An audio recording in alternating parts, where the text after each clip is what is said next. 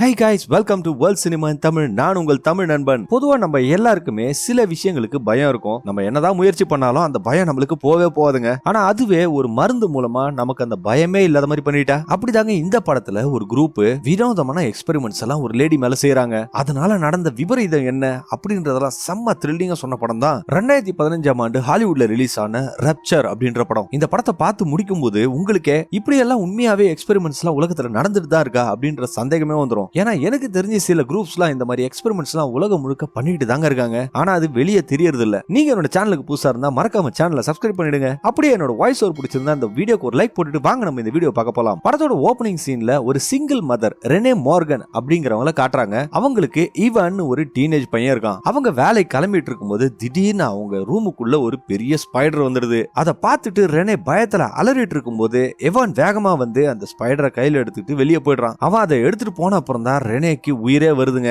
அந்த அளவுக்கு அவங்களுக்கு ஸ்பைடர்னா பயம் போல இருக்கு. எவான் பிரேக்ஃபாஸ்ட் சாப்பிட்டுட்டு இருக்கும்போது அந்த ரூமுக்குள்ள ஒரு லைட் சரியா வேலை செய்யல. இதனால அவன் அவங்க அம்மா கிட்ட எலக்ட்ரிஷியனை கூப்பிடுங்கம்மா அப்படின்னு சொல்லிட்டு இருக்கான். ஆனா ரெனேயோ அவங்களோட கபோர்ட்ல இருந்து ஒரு பாக்ஸ் கட்டர் நைஃப் எடுத்து காமிச்சு இதை நானே பிக்ஸ் பண்ணுவேன் அப்படின்னு சொல்லிட்டு எவான் கிட்ட சொல்றாங்க. அதுக்கப்புறம் எவான் ரெனே கிட்ட அவங்க ஸ்கூல்ல ஒரு அசைன்மெண்ட் கொடுத்திருக்காங்க போல. அதுல அப்பா அம்மாவோட பேக்ரவுண்ட் பத்தி எழுத சொல்லிருக்காங்களாம். நான் உன்னை பத்தி எழுதிட்டேன், ஆனா அப்பாவை பத்தி எனக்கு பேக்ரவுண்டே தெரியாது, எனக்கு அவரை பத்தி எழுதணும்னு சொல்லி கேட்கறான். இந்த லேடியும் அவங்களோட ஹஸ்பண்டும் பிரிஞ்சு வாழ்ந்துட்டு இருக்காங்க. இதனாலதான் அந்த பையன் அவங்க அம்மா கிட்ட ஹெல்ப் கேட்கறான். அதுக்கு ரெனேவும் சம்மதிச்சிடுறாங்க. அப்ப அந்த வீட்டுக்குள்ள நிறைய பகுதிகளில் சிசிடிவி கேமராலாம் ஒளிச்சு வச்சிருக்க மாதிரி காட்டுறாங்க. ஆனா அது யார் ஒளிச்சு வச்சாங்கன்னு நமக்கு தெரியல. அதே நேரத்துல ரெனேயோட வீட்டுக்கு வெளியே ஒரு மொட்டை தலையன் வந்து அவங்களோட கார் வீல்ல ஏதோ ஒரு டிவைஸை வச்சுட்டு போறான். வீட்டுக்குள்ள எவன் மேக்ஸ் ஹோம்வொர்க் எழுத முடியாம கடுப்பாகி அந்த நோட்டெல்லாம் தூக்கி போட்டுட்டு இருக்காங்க. பாவம் அவனுக்கு என்ன போல மேக்ஸ்னா ஆகாது போல. இதை ரெனே பார்த்துட்டு வீட்டுல இருந்து கிளம்பும் போது டேய் டைம் ஆயிடுச்சுடா சீக்கிரம் வா காருக்கு போலான்னு சொல்லிட்டு கூட்டிட்டு போறாங்க. அவங்களோட எல்லா ஆக்டிவிட்டிஸுமே யாரோ மானிட்டர் பண்ணிட்டு இருக்காங்க. இப்போ அவங்க ரெண்டு பேருமே கிளம்பி எவானோட அப்பாவை மீட் பண்றதுக்காக போறாங்க போல. அந்த வீக்கெண்ட் அந்த பையன் அவங்க அப்பா கூட தான் ஸ்டே பண்ணணும் போல இருக்கு. அவனை விட்டுட்டு வர்றதுக்காக தான் ரெனேவும் அங்க போறாங்க. அவங்க ரெண்டு பேரும் கார் எடுத்துட்டு கிளம்பி போயிட்டு இருக்கும்போது அந்த மொட்டை தலையனும் இன்னொரு லேடியும் கார்ல பின்னாடி ஃபாலோ பண்ணிட்டே போறாங்க. அப்ப ரெனே இவான் கிட்ட நான் இன்னைக்கு ஒரு ஃப்ரெண்டு கூட ஸ்கை டைவிங் போறேனே அப்படின்னு சொல்லிட்டு ஜாலியா பேசிட்டு வராங்க. அந்த நேரத்துல அவங்களோட போனுக்கு ஒரு வாய்ஸ் மெயில் வருதுங்க. அவங்களும் தெரியாதனமா அது ஸ்பீக்கர்ல வச்சு ஆன் பண்ணிடுறாங்க. அதுல இவனோட அப்பா ரெனேவை போட்டு பயங்கரமா அசிங்கமா திட்டுற மாதிரி ஒரு வாய்ஸ் மெயில் அனுப்பிச்சிருக்காரு. இதை அந்த பையனும் கேட்டுடுறான், இவங்களும் கேட்டுடுறாங்க. இதனால அவங்க மூடே ஸ்பாயில் ஆயிடுதுங்க. கொஞ்ச நேரத்திலேயே அவங்க ரெண்டு பேரும் அவங்க அப்பாவோட வீட்டுக்கு போயிடுறாங்க. அந்த ஆள் ரெனே கிட்ட பேசிட்டு இருக்கும்போது ரெனே அந்த ஆள் கிட்ட நீ அனுப்பிச்ச வாய்ஸ் மெயிலால எவான் ரொம்ப டிஸ்டர்ப் ஆயிட்டான், எதுக்கு இந்த மாதிரிலாம் பண்ணிட்டு இருக்க அப்படின்னு சொல்லிட்டு கேட்கும்போது நான் அந்த வாய்ஸ் மேல நீ கேட்கறதுக்காக தான் அனுப்பிச்சேன், உன்னை யாரு ஸ்பீக்கர்ல போட சொன்னது அப்படின்னு சொல்லிட்டு அந்த ஆள் கத்துறான். அவங்களும் அந்த ஆளை உன்னெல்லாம் திருத்த முடியாது அப்படின்னு சொல்லிட்டு எவான் அங்க விட்டுட்டு கிளம்புறாங்க. இப்போ ரெனே அவங்க சொன்ன ஸ்கை டைவிங் பண்றதுக்காக அந்த ஃப்ரெண்டை மீட் பண்றதுக்கு போயிட்டு இருக்காங்க. அவங்க காரை பின்னாடி அந்த மொட்டை தலையனும் அந்த லேடியும் துரத்திக்கிட்டே வராங்க. இப்போ ஆள் நடமாட்டமே இல்லாத ஒரு ரோட்ல அவங்க வந்துட்டு இருக்கும்போது அந்த மொட்டையும் கூட இருந்த ஒரு பொண்ணு ஒரு ரிமோட் கண்ட்ரோல்ல ஏதோ ஒரு பட்டனை பிரஸ் பண்றா. அப்ப ரெனேவோட பேக் வீல் திடீர்னு வெடிக்குது. ஓ இததான் அந்த மொட்டை தலையை வச்சான் போல இருக்கு. இதனால அவங்களும் வண்டியை ஓரமா நிறுத்திட்டு அந்த டயரை செக் பண்ணும்போது அது வெடிச்சு டாரா கிழிஞ்சு போயிருக்கு. அந்த நேரத்துல அந்த பக்கமா வந்த ஒரு ட்ரக்ல இருந்த ஒரு ஆள் வந்து ரெனேக்கு ஹெல்ப் பண்றதா சொல்லி அவங்களோட கார் டயரைய மாத்தி கொடுக்குறான்னு சொல்றான். பரவாயில்ல, இந்த காலத்துல உதவி செய்யறதுக்கு சில நல்ல மனுஷங்களாம் இருக்காங்கன்னு சொல்லி ரெனேவும் சம்மதிக்கிறாங்க. இப்ப அந்த ஆளு ஸ்பேர் டயரை எடுத்து மாத்த ஆரம்பிக்கும் போது அந்த ட்ரக்ல இருந்த இந்த ஆளோட ஃப்ரெண்டு ஒருத்தன் வெளியே வந்து ஸ்மோக் பண்ணிட்டு இருக்கான். அவன் அந்த டயரை மாத்திக்கிட்டு ரெனே கொஞ்சம் ஏமாந்த சமயம் பார்த்து நம்ம ரோமன் ரெயின்ஸ் மாதிரி ஒரு ஸ்பியரை போட்டு அவங்கள கீழே தள்ளிடுறான். உடனே அந்த ஆளோட இன்னொரு ஃப்ரெண்டும் வந்து ரெண்டு பேரும் சேர்ந்து ரெனேவை ஒரு டேசர் கண்ணை வச்சு மயக்கமாக்கிறாங்க. அவனுங்க ஒரு டேப் வச்சு ரெனேவோட மூஞ்சி முழுக்க சுத்திட்டு மூச்சு விடுறதுக்கு மட்டும் ஒரு சின்ன கேப் வச்சுட்டு அவங்கள தூக்கி அந்த ட்ரக்ல லோட் பண்றானுங்க. அந்த ட்ரக்குக்குள்ள டாக்டர் நயமன் அப்படின்ற வயசான லேடி ஏற்கனவே உள்ள இருக்காங்க. அவனுங்க ரெனேவை இப்ப ஹேண்ட் கப்ஸ் எல்லாம் போட்டு லாக் பண்ணிடுறானுங்க. அந்த டாக்டரும் ரெனேவோட ஜீன்ஸ் பேண்ட்டை கத்திரிக்கோல் வச்சு கட் பண்றாங்க. அந்த லேடி ரெனே கிட்ட நம்ம போக வேண்டிய இடம் ரொம்ப தூரமா இருக்கும், அங்க போய் ரீச் ஆகிற வரையும் நீ பாத்ரூம் போறது கஷ்டப்படக்கூடாதுல, அதுக்கு தான் உன் பேண்ட்டை கட் பண்ண அப்படின்னு சொல்றாங்க. இப்போ அவங்க எல்லாரும் ரெனேவை அந்த ட்ரக்ல கடத்தி கொண்டு போகும்போது அவங்களும் அந்த விலங்கு கட்டுறதுக்கு எவ்வளவு ட்ரை பண்றாங்க. பாவம் அவங்களால முடியலங்க. இப்போ அந்த ட்ரக் ஒரு கேஸ் ஸ்டேஷன்ல நிறுத்தும் போது அந்த லேடி டாக்டர் ரெனேவோட மூஞ்சில இருந்த டேப்புல வாயில ஒரு சின்ன ஓட்டையை போட்டு ஏதோ ஒரு ட்ரிங்க குடிக்க சொல்லி வற்புறுத்துறாங்க. ரெனே அதை குடிக்கிறதுக்கு மறுத்தாலும் அந்த லேடி ரெனேவை ஃபோர்ஸ் பண்ணி அந்த ட்ரிங்க குடிக்க வைக்கிறாங்க. அப்ப அவங்க அந்த டாக்டர் கிட்ட நீங்களாம் யாரு, உங்களுக்கு என்ன வேணும்னு கேட்கும்போது அந்த டாக்டர் எந்த ஒரு பதிலும் சொல்லாம அந்த ட்ரக்கோட டோரை க்ளோஸ் பண்ணிட்டு போயிடுறாங்க. இப்போ கொஞ்ச நேரத்திலே ரெனேக்கு மயக்கம் வந்து ஒரு டீப் ஸ்லீப்புக்கு போயிடுறாங்க. அந்த லேடி அந்த ட்ரிங்க்ல ஏதோ கலந்துருப்பாங்க போல. இதனால ரெனேவும் மயக்கமாயிடுறாங்க. அடுத்த சீன்ல ரெனேவும் மயக்கம் தெளிஞ்சு கண்ணை திறந்து பார்க்கும்போது அவங்கள ஒரு ஸ்ட்ரெச்சர்ல படுக்க வச்சு 3 பேரு ஏதோ ஒரு ஃபெசிலிட்டிக்குள்ள தள்ளிட்டு போறாங்க. அவங்கள வச்சிருக்கிற அந்த ரூமுக்குள்ள ஏற்கனவே இது மாதிரி கடத்தப்பட்ட செத்துன்னு ஒருத்தனை அவங்க பாக்குறாங்க. அப்ப அவங்க அந்த பையன் கிட்ட இந்த கும்பல் யார், எதுக்காக நம்மள கடத்திருக்காங்க அப்படின்னு கேட்கும்போது அவன் அதுக்கு அதெல்லாம் எனக்கு தெரியாது, ஆனா அவங்க ஏதோ G10-12X அப்படின்ற ஒரு வார்த்தையை மட்டும் அடிக்கடி சொல்றாங்க அப்படின்னு சொல்றான். அப்படின்னா என்ன, உனக்கு எதனா தெரியுமான்னு ரெனேவும் கேக்குறாங்க. சத்தியமா எனக்கு ஐடியாவே இல்லைன்னு சொல்லிட்டு இருக்கான் அவன். அப்ப மறுபடியும் அங்க வந்த கும்பல் ரெனேவோட ஸ்ட்ரெச்சரை தள்ளிக்கிட்டு அவங்கள வேற ஒரு ரூமுக்கு ஷிஃப்ட் பண்றாங்க. அங்க ஒரு கருப்பன் வந்து ரெனேவோட வாயில இருந்து டேப்பை கட் பண்ணிட்டு, நீ இந்த இடத்துல என்ன வேணா கத்திக்கலாம், உனக்கு உதவி செய்யறதுக்கு யாரும் வர மாட்டாங்க, ஏன்னா யாருக்குமே கேட்காதுன்னு சொல்றான். அதை சொல்லிட்டு அவன் ரெனேவோட கண்ணத்துல இருந்த ஸ்கின்னை தடவிக்கிட்டு, உன் ஸ்கின் ரொம்ப அழகா இருக்கு, கவலைப்படாத, இந்த ப்ராசஸ் ரொம்ப சீக்கிரம் முடிஞ்சிடும், அதுக்கப்புறம் நீ ரொம்ப சந்தோஷப்படுவ அப்படின்னு சொல்றான். ரெனே அவனை அடிக்கிறதுக்காக எவ்வளவு ட்ரை பண்றாங்க, ஆனா அந்த ஆள அவங்கள ஈஸியா அடைக்கிடுறான். அவன் ரெனே கிட்ட இந்த எக்ஸ்பெரிமெண்ட்டை நீ தாண்ட மாட்டேன்னு நினைக்காத, கண்டிப்பா இதோட ரிசல்ட் தெரிஞ்சா நீ ஆச்சரியப்படுவ அப்படின்னு சொல்றான். அவன் அந்த ரூமை விட்டு போனதுக்கு அப்புறம் ரெனேவும் அந்த ரூமை சுத்தி முத்தி பாக்குறாங்க.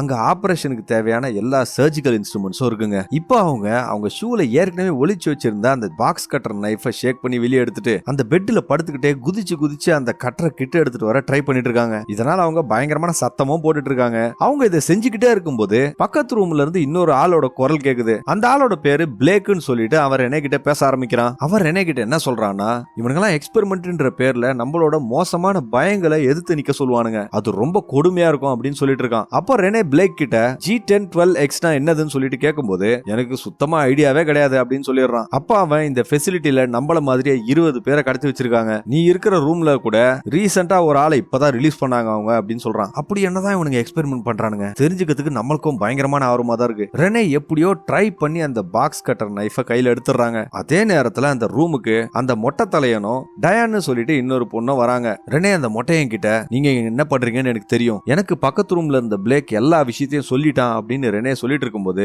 அந்த மொட்டையன் அதுக்கு, பிளேக்கு நீங்க யாரும் கிடையாது, அவன் வெறும் உன்னோட ஹாலுசினேஷன் தான், அப்படியே ஒருத்தர் இருந்தாலும் உங்ககிட்ட அவன் மைண்ட் கேம்ஸ் விளையாடுறான் அப்படின்னு சொல்லிட்டு புதிர் போடுற மாதிரியே பேசிட்டு இருக்கான். இப்ப அந்த ரெண்டு பேரும் ஸ்பெஷல் கிளாஸஸ் எல்லாம் போட்டுக்கிட்டு ரெனேவை செக்அப் பண்ண ஆரம்பிக்கிறாங்க. ரெனே அவங்க ரெண்டு பேர்கிட்டயும், தயவு செஞ்சு என்ன விட்டுருங்க, எனக்கு ஒரு பையன் இருக்கா, நான் அவனை போய் பாத்துக்கணும் அப்படின்னு சொல்லிட்டு கெஞ்சுறாங்க. அதுக்கு டயான், உன் பையன் எவன் உங்க அப்பா கூட சேஃபா தான் இருக்கான், அவனுக்கு எதுவும் ஆகாது, அதுக்கு நாங்க கேரண்டி அப்படின்னு சொல்றா. அந்த மொட்டையன் ரெனே கிட்ட நிறைய கேள்விகள் கேட்க ஆரம்பிக்கிறான். உன்னோட பிறந்த தேதி என்ன, நீ எங்க பிறந்த, மத்த பர்சனல் இன்ஃபர்மேஷன் எல்லாம் கேட்கறான். ஆனா ரெனே விடாம அவங்க யாருன்ற விஷயத்த கேட்டுக்கிட்டே இருக்காங்க. அதெல்லாம் இவங்க ரெண்டு பேரும் கண்டுக்கிற மாதிரியே தெரியல. இப்போ ரெனே இவங்க கிட்ட இருந்து தப்பிக்கிறதுக்கு வர வழி இல்லைன்னு சொல்லிட்டு, நீங்க சொல்ற எல்லாத்தையும் நான் செய்யறேன், என் பையனை மறுபடியும் பாக்குறதுக்காக நான் என்ன வேணா பண்றேன் அப்படின்னு சொல்றாங்க. அதுக்கப்புறம் டயான் ரெனேவோட கண்ணை செக் பண்றதுக்காக ஒரு ஐ சார்ட் வச்சு அதுல எழுதி இருக்கிற எழுத்தெல்லாம் படிக்க சொல்றா. ஆனா ரெனேவால அந்த எழுத்துக்களை படிக்க முடியல பாவம். அப்ப அந்த மொட்டையன் 426744 அப்படின்னு ஒரு நம்பரை சொல்லிட்டு, எங்க நான் சொன்ன நம்பர் திருப்பி சொல்லு பாப்போம் அப்படின்னு கேட்கும்போது அவங்க அதை கவனிக்காதனால அவங்களுக்கு அந்த நம்பர் தெரியல. அப்ப அந்த மொட்டையன் ரெனே கிட்ட,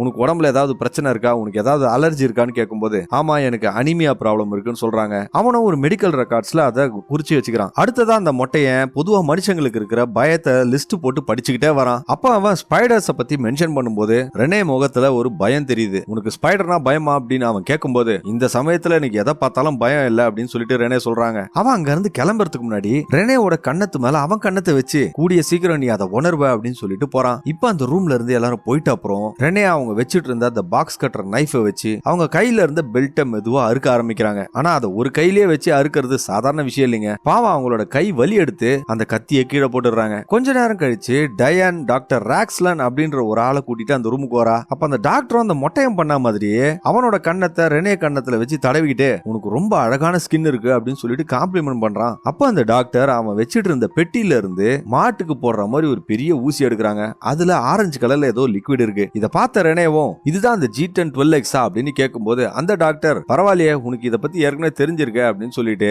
அந்த சப்ஸ்டன்ஸ ரெனேக்கு இன்ஜெக்டும் பண்றான். அந்த ஆள் அதை செஞ்சுக்கிட்டே ரெனே கிட்ட, நீ பயப்படுறதுக்கு ஒண்ணுமே கிடையாது, இதுக்கப்புறம் பாரு உன்னோட லைஃபே சேஞ்ச் ஆக போகுது, அதுக்கப்புறம் பாரு நீ எங்க கிட்ட வந்து நன்றி தான் சொல்லுவ அப்படின்னு சொல்றான். இப்ப வரைக்கும் அவங்க என்ன எக்ஸ்பெரிமெண்ட் பண்றாங்கன்னே நமக்கு தெரியலங்க. இப்போ ரெனே தூங்கிட்டு இருக்கும்போது அவங்களுக்கு வினோதமான கனவெல்லாம் வருது. அதுல யாரோ எவான ஒரு ரூம்குள்ள போட்டு லாக் பண்ணிருக்க மாதிரி கனவு வந்த உடனே அவங்களும் பயந்து எழுந்துடுறாங்க. அப்ப அந்த ரூமுக்கு டெரன்ஸ்னு ஒரு ஆள் வரான். இவன் தான் அந்த குரூப்புக்கே பாஸ் போல இருக்கு. அவர் ரெனே கிட்ட, கவலைப்படாத, இங்க இருந்து சீக்கிரமா உன் பையனை பாக்கிறதுக்கு நீ போவ, எங்களோட கடைசி எக்ஸ்பெரிமெண்ட்ஸையும் முடிச்சிட்டா உன்னை நாங்க ரிலீஸ் பண்ணிடுறோம் அப்படின்னு சொல்றான். இப்ப மறுபடியும் ரெனே மயக்கத்துல இருந்து தெளிஞ்சு பார்க்கும்போது அவங்கள அந்த 3 பேரும் ஸ்ட்ரெச்சரோட வேற ஒரு ரூமுக்கு ஷிஃப்ட் பண்றாங்க. அப்ப அந்த மொட்டையன் ரெனேவோட வலது கையில எக்ஸ்ட்ரா பெல்ட்ஸ் எல்லாம் போட்டு ஸ்ட்ராப் பண்றான். என்னடா பண்ண போறீங்க அப்படின்னு சொல்லிட்டு பாத்துக்கிட்டு இருக்கும்போது அவங்க கைய கைய கவர் பண்ற மாதிரி ஒரு கண்ணாடி கிளாஸ் வச்சு மூடுறாங்க. அந்த கிளாஸ்க்குள்ள இருந்த ஒரு பெரிய டியூப் வழியா ஒரு பயங்கரமான ஸ்பைடரை அவங்க ரிலீஸ் பண்றாங்க.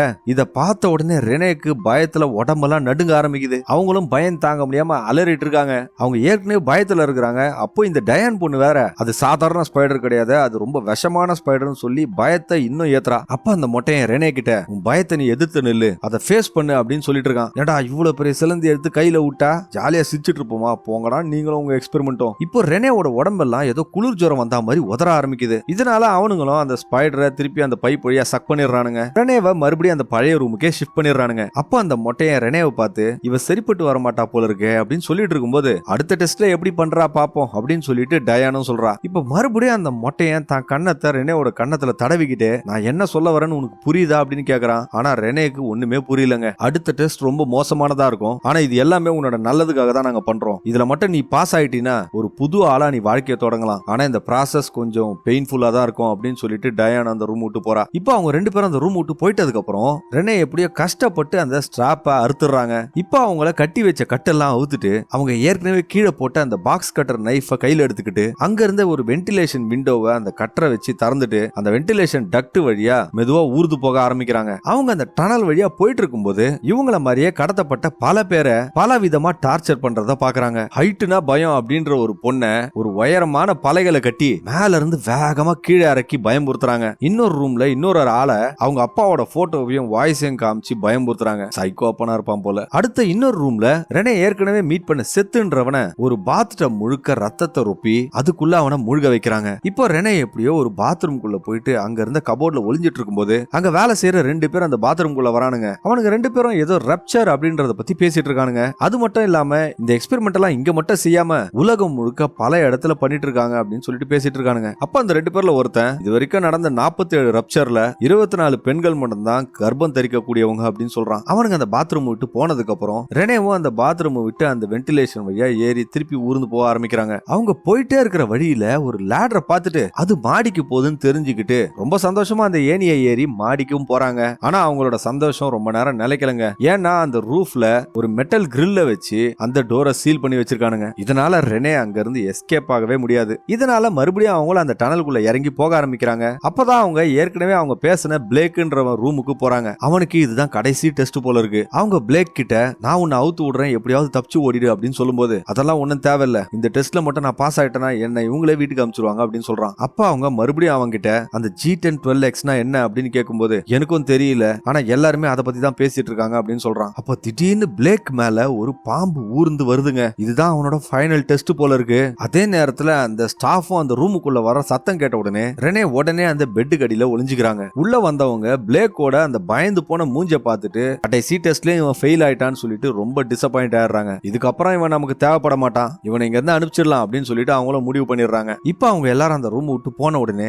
ரெனேவும் மெதுவா அந்த ஹால்வேல நடந்து போக ஆரம்பிக்கிறாங்க. அப்ப அவங்க அங்க இருந்த ஒரு ரூமுக்குள்ள பாக்கும்போது வேர்ல்டு மேப்ல எங்கெங்கெல்லாம் இந்த மாதிரி சென்டர்ஸ் இருக்குன்னு சொல்லி மார்க் பண்ணி வச்சிருக்கானுங்க. சரி இத பத்தி இன்வெஸ்டிகேட் பண்ணலாம்னு சொல்லிட்டு அவங்களும் அந்த ரூமுக்குள்ள போகும்போது யாரோ வர சத்தம் கேட்ட உடனே அவங்க ஒரு கபோர்டுக்குள்ள ஒளிஞ்சுக்கிறாங்க. அவங்க அந்த கபோர்டு ஓட்ட வழியா பாத்துட்டு இருக்கும்போது அவன் முன்னாடியே பார்த்த அந்த கருப்பன் கண்ணாடியில அவன் கண்ணை பாத்துக்கிட்டே அவன் கண்ணுல இருந்து லென்ஸை கழட்டுறான். அவன் கண்ணை பார்க்கும்போது ஏதோ வினோத ஜந்து மாதிரி இருக்குங்க. இப்பதான் ரெனேக்கே புரியுது இவங்க எல்லாம் மனித இனத்தை சேர்ந்தவங்களே இல்லன்றது. ஐயோ அப்படின்னா ஏலியன்ஸா? ரெனேவும் அந்த ரூம் விட்டு வெளியே போகும்போது அங்க கிடக்குற இறந்து போன செத்தோட பாடிய பாக்குறாங்க. மறுபடியும் அந்த இடத்துக்கு சில பேர் வந்த உடனே ரெனேவும் ஒரு ஸ்டோர் ரூம்குள்ள போய் ஒளிஞ்சுக்கிறாங்க. இப்ப அவனுங்க எல்லாருமே பிளேக்கையும் செத்தையும் பத்தி டிஸ்கஸ் பண்ணிட்டு இருக்கும்போது கடைசி டெஸ்ட் வரையும் வந்துட்டு இவனுங்க ஃபெயில் ஆயிட்டானுங்க அப்படின்னு சொல்லிட்டு ரொம்ப ஏமாற்றமா பேசிட்டு இருக்கானுங்க. அப்போ டயான் அவங்க கிட்ட பரவாயில்ல நமக்கு இன்னும் ரெனே இருக்கால அவளை போய் பாப்போம் அப்படின்னு சொன்ன உடனே பதறி போன ரெனேவும் அங்க இருந்து ஒரு வென்டிலேஷன் வழியா குடுகுடுன்னு போய் அவனுங்க அந்த ரூமை ரீச் பண்றதுக்குள்ள இவங்க மறுபடியும் அந்த ஸ்ட்ரெச்சர்ல படுத்துக்கிட்டு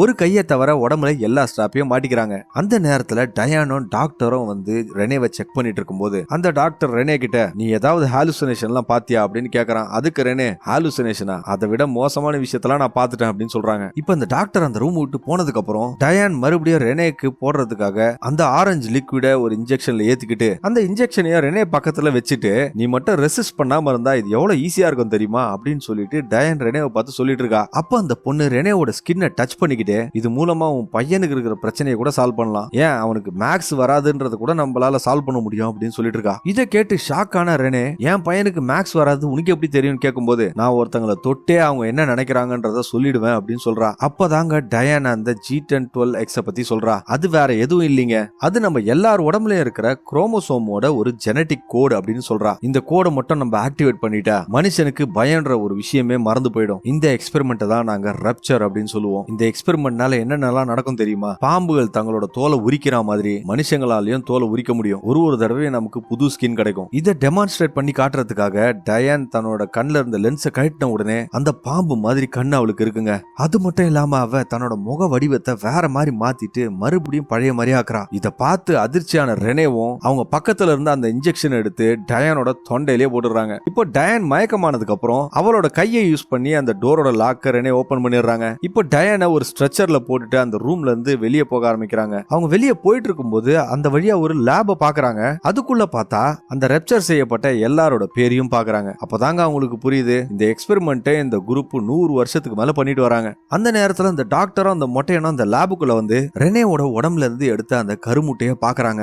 அதை பார்த்துட்டு அவங்க ரெனேவோட கருமுட்டை மனித விந்துவை அக்செப்ட் பண்ண மாட்டேங்குது, அப்படின்னா அது நம்ம இனத்தை அக்செப்ட் பண்ணிக்கும் அப்படின்னு அந்த டாக்டர் சொல்றாரு. இதை கேட்டு அதிர்ச்சியான ரெனேவும் அங்க இருந்து தப்பிக்கலாம் நினைக்கும் போது அந்த மொட்டையன் ரெனேவை நோட் பண்ணிடுறான். ஆனா அந்த மொட்டையன் அவங்கள சேஸ்லாம் பண்ணாம கூலா போய் ஒரு கம்ப்யூட்டரை வச்சு ரெனேவோட லொகேஷனை ஈஸியா ட்ராக் பண்ணி கண்டுபிடிக்கிறான். அவங்க இருக்கிற இடத்த கண்டுபிடிச்சதுக்கு அப்புறம் அந்த ரூமை ஒரு கிளாஸ் டோரை வச்சு பிளாக் பண்றான். இப்போ அவங்கள மயக்கமாக்குறதுக்காக அந்த ரூமுக்குள்ள ஒரு கெமிக்கல் கேஸையும் ரிலீஸ் பண்ணிடுறான். இதனால பாவம் ரெனேவும் அப்படியே மயக்கமாயிடுறாங்க. மறுபடியும் மயக்கம் தெளிஞ்சு கண்ணை முடிச்சு பார்க்கும்போது ரெனேவை இன்னொரு ரூம் உள்ள அடைச்சு வச்சிருக்காங்க. அவங்க உடம்புக்கு குளுக்கோஸ் வேற ஏத்துறானுங்க. இங்க இருந்து தப்பிக்கிறதுக்கு முடியவே முடியாதுன்னு நினைச்சு அழுதுட்டு இருக்கும்போது அந்த குரூப்ல இருந்த எல்லாருமே வராங்க. இப்போ ரெனே டெரன்ஸ் கிட்ட நான் இங்க இருந்து தப்பிக்க முயற்சி பண்ணதுக்காக எனக்கு தண்டனை கொடுக்க போறீங்களா அப்படின்னு கேட்கும்போது பயப்படாத, கண்டிப்பா நாங்க செய்ய மாட்டோம், ஏன்னா ஸ்ட்ராங் சர்வைவல் இன்ஸ்டிங்க்ட் இருக்கிறவங்கள எனக்கு ரொம்ப பிடிக்கும் அப்படின்னு சொல்றான். அப்ப அந்த டாக்டர் லேடி 426744 அப்படின்ற நம்பரை சைலண்டா சொல்றாங்க. ஆனா இந்த முறை ரெனேக்கு அது கேட்டுடுது. அவங்களும் அந்த நம்பரை ரிப்பீட் பண்றாங்க.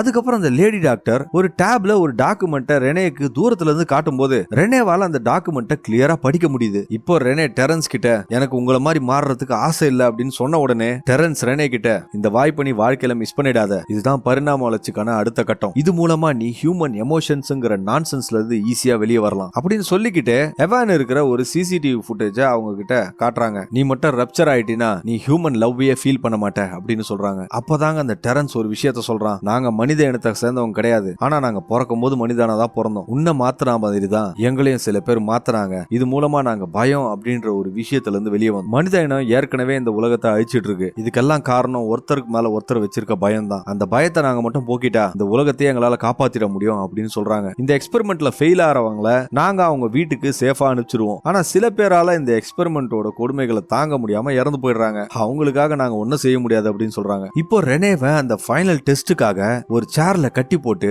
அவங்க தலையில ஒரு கிளாஸ் ஹெல்மெட்டை மாட்டி அந்த ஹெல்மெட்ல இருந்த ஒரு ஓட்ட வழியா நிறைய ஸ்பைடர்ஸ் ரிலீஸ் பண்றாங்க. அந்த ஸ்பைடர்ஸும் ரெனேவோட முகம் முழுக்க பரவி இங்கேயும் அங்கேயும் ஓடிட்டு இருக்குங்க. அவங்க எல்லாருமே ரெனேவோட ரியாக்ஷன் அந்த ரூமுக்கு வெளியே இருந்து பாக்குறாங்க. ரெனேவும் பயத்துல கத்திக்கிட்டே வந்து அங்க இருந்த ஒரு கிளாஸ் டோர்ல அந்த ஹெல்மெட்டை இடிச்சு உடைக்க ட்ரை பண்றாங்க. அவங்க கிட்ட ரெனே இந்த ஹெல்மெட்டை தயவு செஞ்சு கழட்டுங்க அப்படின்னு சொல்லிட்டு கதறிட்டு இருக்காங்க. ஆனா அவங்க எந்த ஒரு ரியாக்ஷனும் காட்டாம ரெனேவை வெறும் மானிட்டர் மட்டும் தான் பண்றாங்க. இப்போ பயத்துல கத்திக்கிட்டே இருந்த ரெனே திடீர்னு நிறுத்திட்டு அவங்களுக்கு பயமே இல்லாத மாதிரி அந்த குரூப்பை பாக்குறாங்க. அப்போ திடீர்னு ரெனேவோட முகமே கொஞ்சம் கொஞ்சமா மாற ஆரம்பிக்குது. இதனால அந்த கண்ணாடி ஹெல்மெட்டும் உடைஞ்சு சுக்குநூறா போகுது. இப்போ ரெனேவும் அவங்கள ஒருத்தங்களா மாறிடுறாங்க. அடுத்த சீன்ல நமக்கு ரெனே அவங்களோட வீட்டுல ஒரு நார்மலான லைஃப வாழற மாதிரி காட்டுறாங்க. அவங்க தன்னோட ஃப்ரெண்ட்ஸ் அண்ட் ஃபேமிலி கூட அந்த சேஞ்சஸ பத்தி டிஸ்கஸ் பண்றதுக்காக டெரன்ஸ் கிட்ட பிராக்டிஸ் எடுத்துட்டு இருக்காங்க. அவங்க பேசிக்கிட்டே இருக்கும்போது அந்த பாத்ரூம்குள்ள ஒரு ஸ்பைடரை பார்த்துட்டு இந்த முறை அவங்க அந்த ஸ்பைடரை கவனமா கையில எடுத்துட்டு போய் அந்த வீட்டுக்கு வெளியே விடுறாங்க. இதை எவானோ ஆச்சரியமா நோட் பண்றான். அதுக்கப்புறம் ரெனே எவான் கிட்ட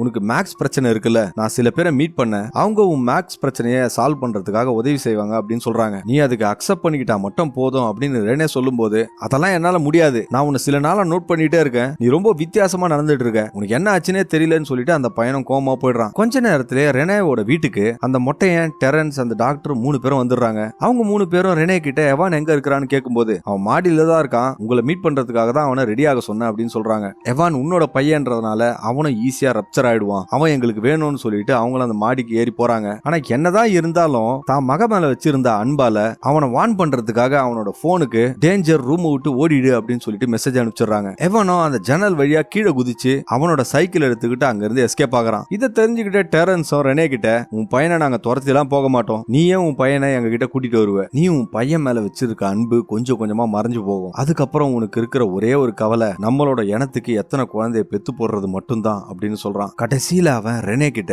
உன்னதான் நாங்க பல வருஷமா தேடிட்டு இருந்தோம், உன்னை வச்சுதான் நாங்க எங்களோட இனத்தை பெருக்கணும் அப்படின்னு சொல்றான். அப்படியே படத்தையும் முடிக்கிறாங்க. ஓகே ஃப்ரெண்ட்ஸ், வீடியோ முடிஞ்சு போச்சு. என்னோட வாய்ஸ் ஓவர் எப்படி இருந்துச்சுன்றத கமெண்ட் செக்ஷன்ல மறக்காம சொல்லிடுங்க. இந்த மாதிரி ஒரு சிச்சுவேஷன்ல நீங்க மாட்டீங்கன்னா என்ன பண்ணுவீங்கன்றதையும் கமெண்ட்ஸ்ல சொல்லுங்க. இதே போல வித்தியாசமான படங்கள்லாம் பார்க்கணும்னா என்னோட சேனல்ல இருக்கு, போய் பாருங்க. அண்ட் மறக்காம சேனலை சப்ஸ்கிரைப் பண்ணிட்டு உங்க ஃப்ரெண்ட்ஸ் அண்ட் ஃபேமிலி கூடவும் ஷேர் பண்ணுங்க. மீண்டும் இதே போல ஒரு டிஃபரெண்டான மூவியோட உங்களுக்கு கூடிய விரைவில் சந்திக்கிறேன். அதுவரை உங்களிடமிருந்து விடைபெறுவது உங்களுக்காக மட்டும் வித்தியாசமான படங்களை கொண்டு வர நான் உங்கள் தமிழ் நண்பன். வீடியோ பார்த்ததற்கு மிக்க நன்றி.